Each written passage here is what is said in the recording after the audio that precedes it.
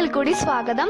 ഇന്ന് നമ്മൾ ഉണ്ടാക്കാൻ പോകുന്നത് bread toast with a twist. എന്താണ് ട്വിസ്റ്റ് എന്ന് അറിയാൻ വേണ്ടി വീഡിയോ മുഴുവനായിട്ട് കാണാൻ മറക്കരുതേ.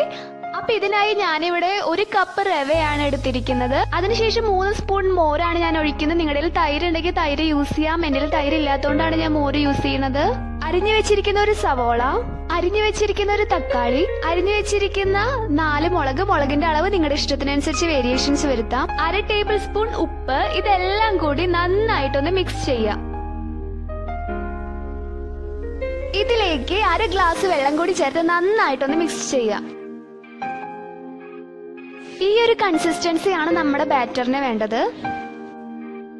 അതിനുശേഷം ബ്രെഡിന്റെ ഈ ഒരു പോർഷൻ എടുത്തതിന് ശേഷം 2 ഭാഗത്തുനിന്നും ഒന്ന് ഇങ്ങനെ കട്ട് ചെയ്തതിനു ശേഷം നമ്മൾ നേരത്തെ തയ്യാറാക്കി വെച്ചിരിക്കുന്ന മിക്സിൽ നിന്ന് കുറച്ച് പോർഷൻ എടുത്ത് ഇതുപോലെ ഒന്ന് ഒട്ടിച്ചു കൊടുക്കുക.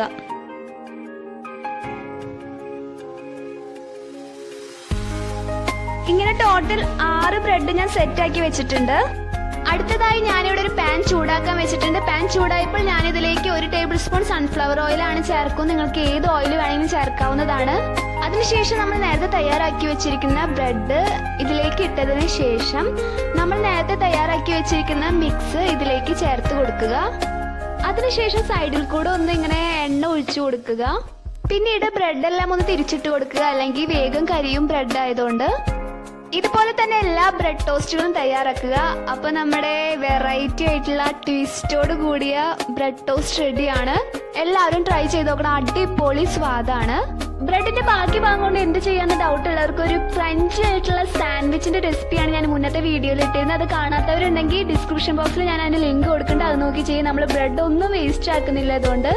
അതുപോലെ തന്നെ നിങ്ങൾക്ക് ഈ വീഡിയോ ഇഷ്ടപ്പെട്ടെങ്കിൽ ലൈക്ക് ചെയ്യാൻ മറക്കരുത്. നിങ്ങൾ ആദ്യമായിട്ടാണ് എന്റെ ചാനൽ കാണുന്നതെങ്കിൽ സബ്സ്ക്രൈബ് ചെയ്യാനും മറക്കരുത്. അപ്പൊ ഇതുപോലെ അടിപൊളി റെസിപ്പീസുമായി സ്വാദിഷ്ട വീണ്ടും വരുന്നതായിരിക്കും.